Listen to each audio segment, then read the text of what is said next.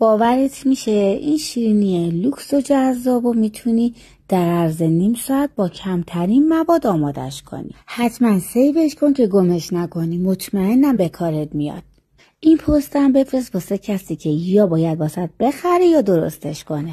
بیسکویت رو کره ذوب شده و شیر رو داخل غذاساز میکس کنین تا خمیری شکل بشه و به این باف برسه.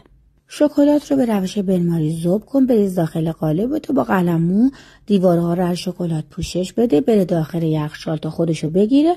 مجدد این کار رو تکرار کن.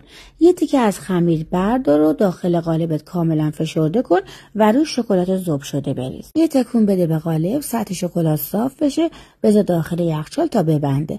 برای تزیین من از کرم فیل و نوتلا استفاده کردم. برای پروانه روش من شکلات رو داخل مولدم ریختم و بعد با رنگ پودری رنگش کردم و تزیین کردم.